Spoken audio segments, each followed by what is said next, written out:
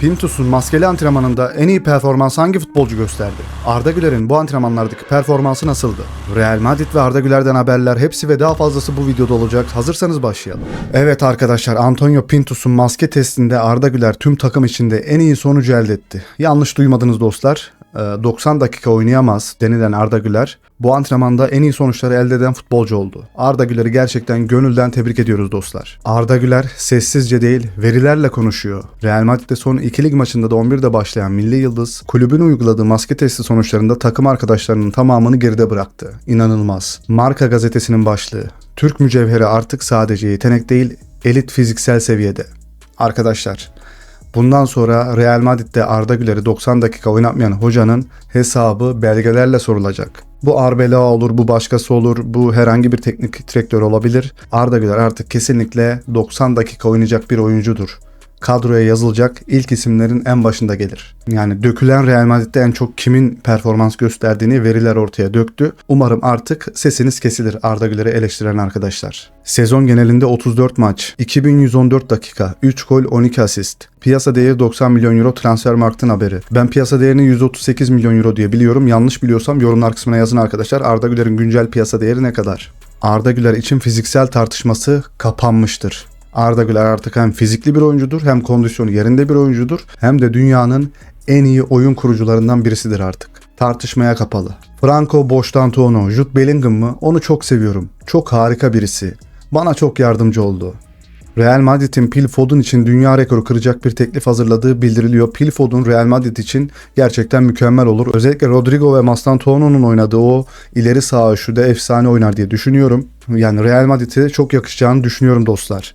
Ben de sizlere sorayım, sizce Real Madrid'in Foden gibi bir oyuncuya ihtiyacı var mı?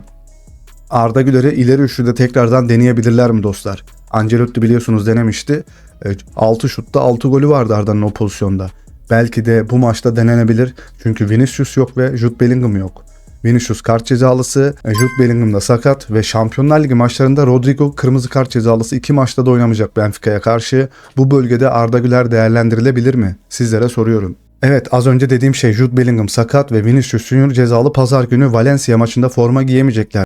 Bu iki oyuncudan yoksun bir şekilde çıkacaklar. Bakalım Real Madrid bu iki oyuncunun yokluğunda nasıl bir performans ortaya koyacak? Artık direksiyon Arda Güler'de, sen nereye sürüyorsan biz de arkandan geliyoruz. Umarım hedefe doğru bir şekilde sürersin o direksiyon sende. Biz de seni desteklemeye devam edeceğiz. Evet, son dakika. Jürgen Klopp gelecek sezon için Real Madrid'in başına geçmeye çok yakın. Bernabeu'ya 1 saatlik mesafede 4 milyon euro değerinde bir malikane satın aldı bile. Defense Central'in haberi arkadaşlar.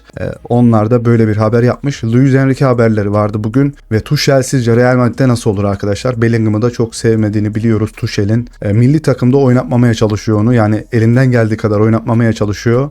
Lobiler izin verdiği sürece. 3 teknik adamdan hangisini isterdiniz? Jürgen Klopp mu? Luis Enrique mi, yoksa Thomas Tuchel mi? Yorumlar kısmında belirtin dostlar. Son dakika Arsenal Arda Güler'i transfer etme girişimlerine ilerleme kaydediyor. Real Madrid'den olası bir yaz transferi için adımlar atıyor. Dostlar, Arda Güler'in bu Pintus antrenmanından aldığı sonuçlarla beraber Arda Güler artık Premier Lig topçusu da diyebiliriz. Arda Güler artık Premier Lig'in temposunu kaldırabilecek düzeydedir. Bu testte kimleri geçti biliyor musunuz? Çok hızlı sprint atan Mbappe. Sadece hızlı koşmasıyla bilinen, hızlı top sürmesiyle bilinen Vinicius'u geçti. Valverde'yi geçti, Kamavinga'yı geçti, Carreras'ı geçti. Rodrigo'yu geçti, Mastantuono'yu geçti. Arkadaşlar, takımın en iyisi diyoruz bak. Bunu yanlış duymuyoruz dostlar. Bunu ben demiyorum. Bunu herhangi bir gazete yazmıyor. Bunu Marca gazetesi yazıyor. Veriler ortada. Arda Güler artık bütün liglerde en üst seviyede oynayabilir. O artık elit bir futbolcu. Gelişme çağında olan bir futbolcu değil dostlar. Gelecek vadeden bir futbolcu da değil, o artık profesyonel bir elit futbolcu. İster beğenin ister beğenmeyin, veriler ortada, asist sayıları ortada, attığı kilit paslar ortada. Hayal ürünü değil bunlar. Tamamen tasdikli veriler arkadaşlar. Bitti. Mastantuono çok iyi anlaşıyoruz. Jude çok az İspanyolca konuşuyor. Ben hiç İngilizce bilmiyorum. O benim her dediğimi anlamıyor. Ben de onun söylediklerinin hiçbirini anlamıyorum. Zaten bu yüzden anlaşıyorsunuz. Bellingham'la kim anlaşıyor ki? Anlasam belki anlaşamazsınız. Arda Güler Pintus'un fiziksel testinde büyük sürpriz oldu. Markanın haberi arkadaşlar. Real Madrid'de fiziksel antrenörün zorlu testlerinde en iyi performansı kimler sergiledi? Arda Güler 1. sırada, Alaba 2. sırada arkadaşlar. Sonrasında da Fran Garcia ve Valverde geliyor. Ama en iyi sonuçlar Arda Güler'de. Oksijen maskelerinden sonra Pintus'un yönetiminin devamı. Valverde ve Kamavinga'nın yüzleri her şeyi açıklıyor arkadaşlar. Bu sefer de fiziksel idmanlara geçmişler. Bak Arda'yı biraz hafif bir şeyde çalıştırıyor. Arda'nın fizikle alakalı bir şey çalışmasına gerek yok. Arkadaşlar çok tehlikeli. Çok tehlikeli bakın. Bu çalışmalar Arda'yı bitirebilir. Arda buralarda gerekiyorsa takımın sonuncusu ol, boş ver. Şu an fiziğin gayet yerinde, hiç gerek yok abi. Yemin ediyorum hiç gerek yok. Baksanıza. Bak boştan tona mesela bak bu çocuğu çalıştır. Bu çocuk çünkü çıta gibi. Bu çocuğun biraz şişmesi lazım ama Arda Güler'in baldırları falan şişti arkadaşlar, olmaz. Rodrigo Benfica'ya karşı oynanan son maçta kullandığı küfürlü sözler nedeniyle Şampiyonlar Ligi'nde 2 maçlık men cezası aldı. Ama bu oyuncular ceza almıyor kendi takımından. Bu nedenle aynı rakibe karşı oynanacak her iki playoff maçında da oynayamayacak. Evet, çok güzel bir haber bizler için. Arda Güler'i belki orada deneriz. Değil mi? Değil mi Arbeloa'cığım? Orada deneyelim mi Arda'yı? Jude Bellingham'ın sakatlanmasının ardından Arda Güler artık çok daha rahat oynayabilecek. Maçlardaki performansı ve gol katkıları da artacak. Bellingham takım için çok mücadele etse de Arda'yı kıskanıyor ve ona pas vermiyor. Mastantuono veya Vinicius dışında kimseye pas vermiyor arkadaşlar. Arda Güler'e başarılar demiş. Biz de Arda Güler'e başarılar diliyoruz. Umarım Valencia maçında bir gol atacaktır. Benim bıyıkları da kestirecektir. İkinizin birlikte şampiyonluklar kazandığını görmek istiyorum. Kim bu ikili? Endrick ve Arda Güler. Endrick Brezilya milli takımına çağrıldı. Yükselen performansından dolayı ve Real Madrid'e geri dönmek istediğini söyledi. Dönerse Arda ile çok iyi bir dostlukları var. Yani bu videoyu açamıyorum ama çok güzel bir dostluk videoları var arkadaşlar. Burada umarım Real Madrid'e geri döner. Mastantuono da kiralık olarak bir yere gönderilir. Real Madrid Benfica ile oynayacağı maçta şu oyunculardan eksik olacak. Jude Bellingham ve Rodrigo. İki oyuncu da yok dostlar. Bu nasıl fotoğraf oğlum ya? Arda Güler bugün idmandan çok klas bir bitiriş. Umarım Valencia maçında aynı şutu da aynı golü de atarsın. Kramponları da değiştirmiş. Yeni bir beyaz krampon deneyecek maçta. Arda Güler, Tchouaméni ve Bellingham ile birlikte maçlarda en çok mesafe kat eden oyunculardan biri olarak kabul ediliyor. 3 oyuncu da her 90 dakikada ortalama 10 kilometre kat ederken Türk oyuncu 550 dakikada oyun süresine toplam 55,6 kilometre kat etti. Takımın en çok koşan oyuncularından birisi. İlk 3'te Kylian Mbappe geleceğin en iyi oyun kurucusuna bakıyor. Geleceğin değil artık şu anda da en iyi oyun kurucu diyebilir miyiz? Hem Şampiyonlar Ligi'nde attığı kilit pas sayısı hem La Liga'da attığı kilit pas sayısı. Elit seviye oyun kurucu. Kenan Yıldız'a yapılan övgülerin ardı arkası kesilmiyor. Müsaadeniz varsa arkadaşlar hem isimlere dikkat edelim hem de söyledikleri şeylere. Eden Hazard bugün açıklama yaptı. Çocuklarım Kenan Yıldız'a bayılıyor. Onu Premier Lig'de görmek istiyorlar ama bana göre o Real Madrid seviyesinde bir oyuncu demiş. İnanılmaz. Spalletti, Kenan Yıldız normal bir insan değil, o bir uzaylı. Boniek, Juventus'un efsanesi. Kenan Yıldız'ın topa dokunma şekli Platini'ye benziyor. Miralem Pjanic, eski Juventus yıldızı. Kenan gerçekten çok iyi bir oyuncu. Geleceği çok parlak.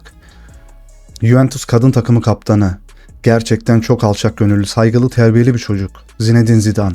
Kenan Yıldız'ı beğeniyorum, iyi bir oyuncu. Paul Scholes, Manchester City maçından sonra. Bu yıldız da kim lan?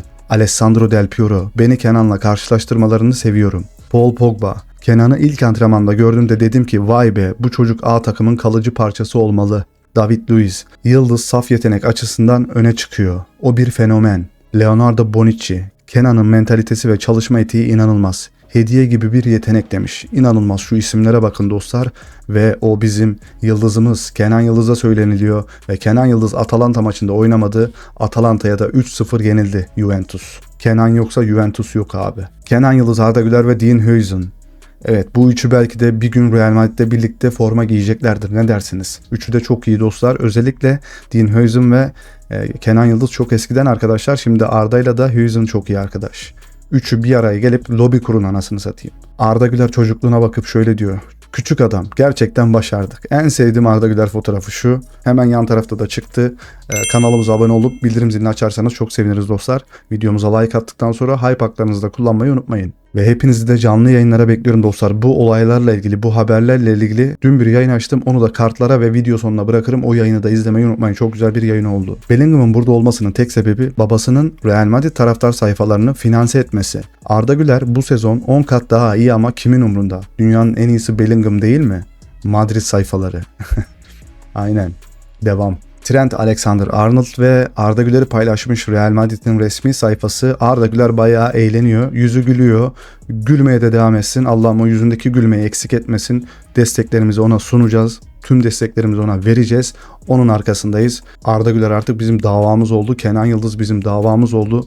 Bütün Avrupa'da oynayan milli yıldızlarımız bizim davamız oldu arkadaşlar. O yüzden siz de dediğim gibi abone olduktan sonra bildirim zilini açmayı unutma. Like attıktan sonra hype haklarını kullanmayı unutma. Ve katıl üyeliği satın alıp bizlere destek olabilirsiniz arkadaşlar. Kendinize çok iyi bakın. Hoşça kalın. Bay bay.